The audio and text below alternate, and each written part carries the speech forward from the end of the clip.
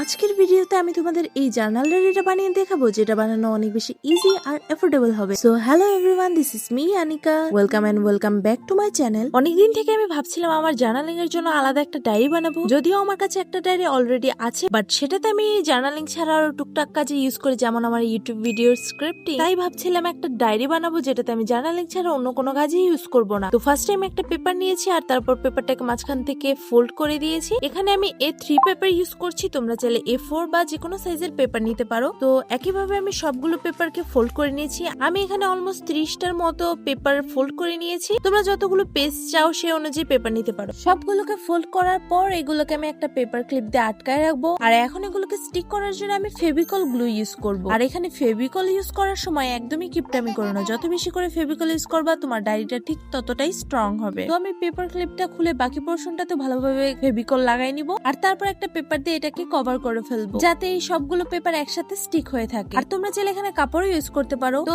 তারপর এটাকে ভালোভাবে শুকায় নিতে হবে। আমি এটাকে অলমোস্ট 3 থেকে 4 ঘন্টা ভালোভাবে শুকায় নিয়েছি। আর তারপর হচ্ছে আমাদের মেইন কাজ, ডায়েরির কভার বানানো। আর কভার বানানোর জন্য এরকম দুটো পুরোনো রেজিস্টার খাতার কভার নিয়েছি। তোমরা চাইলে কার্ডবোর্ড দিয়েও কভার বানাতে পারো। আমি ফার্স্টে ভেবেছিলাম কার্ডবোর্ড দিয়েই বানাবো, বাট আমার কাছে কোনো মোটা শক্ত কোনো কার্ডবোর্ড ছিল না, তাই এটা দিয়েই বানাচ্ছি। কভার গুলোকে আমি ডায়েরির সাইজে কাট করে নিয়েছি। আর এখন কভারের 4 সাইডের এজেস গুলাকে ক্লিন লুক দিতে আমি মাস্কিং টেপ দিয়ে 4 সাইড কভার করে দিব। আমি এই ডায়েরিটা বানানোর সময় অনেক ভয় ছিলাম, আদৌ পারবো কি পারবো না বা সুন্দর হবে কিনা। যাই হোক, এখন পর্যন্ত তো আমি স্যাটিসফাইড, দেখা যাক পরে কি হয়। তোমরা ভিডিওটা লাস্ট পর্যন্ত দেখতে থাকো। তো মাস্কিং টেপ দিয়ে কভার করার পর আমি ডায়েরির সব পার্ট গুলোকে অ্যাটাচ করার জন্য একটা শক্ত ব্রাউন পেপার নিয়েছি, যাতে খুব ইজিলি আর স্ট্রংলি ডায়েরিটা স্টিক থাকে। তোমরা নর্মাল পেপার ইউজ করতে পারো, তবে এরকম ব্রাউন পেপার ইউজ করলে বেশি স্ট্রং হবে ডায়েরি। আর এটাকেও স্টিক করতে আমি অনেক বেশি করে ভালো মতো গ্লু ইউজ করব। এখানেও একদমই কিপটামি করা যাবে না, কারণ ডায়েরি বানানোর বেস গুলো যত বেশি স্ট্রং হবে তোমার ডায়েরিও তত বেশি ভালো হবে। তো ব্রাউন পেপারটাকে আমি ডায়েরির মাপে ভাঁজ করে ভালোভাবে ডায়েরির সাথে অ্যাটাচ করে দেব। তারপর ডায়েরির ফার্স্ট পেজটাতে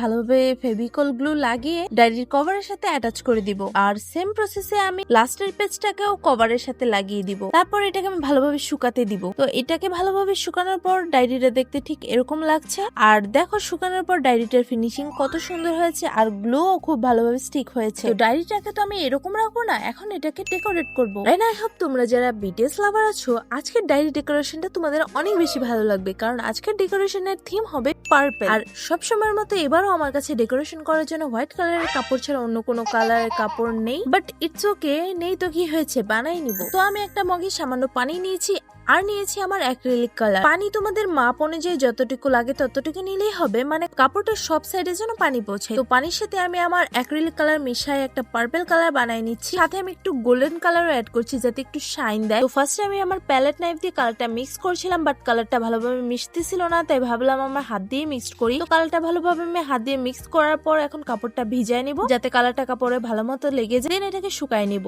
আর দেখো শুকানোর পর কালারটা কি সুন্দর আসছে কাপড়ে। এখন এই কাপড়টা ডায়েরির সাথে আমি অ্যাটাচ করে ফেলবো।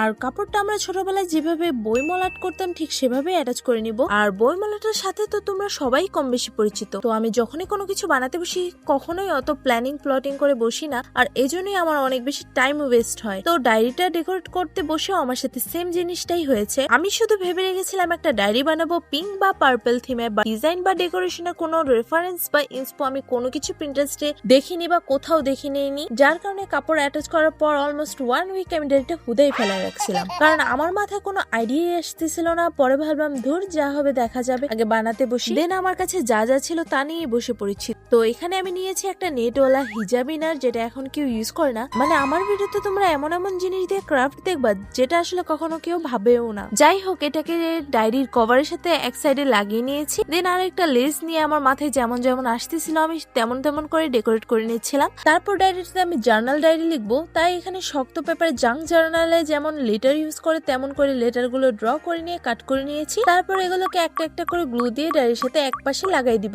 দেন কিছু পার্ল বিট আর বাটারফ্লাই স্টিকার দিয়ে ডেকোরেট করে নিব। আর আমার এরকম সিম্পল জিনিসই ভালো লাগে। আর সবশেষে একটা পেজ দিয়ে কভারের এই পাশে কারসাজিগুলো হাইড করে দিব। আর এই তো আমাদের জার্নাল ডায়েরি কমপ্লিট। তোমাদের কাছে এটা কেমন লেগেছে কমেন্টে জানাও। আর এরকম সুন্দর সুন্দর ক্রাফট আইডিয়া পেতে চ্যানেলটাকে এখনই সাবস্ক্রাইব করে দাও। দেখা হবে নেক্সট কোনো ভিডিওতে। Till then take care, tata.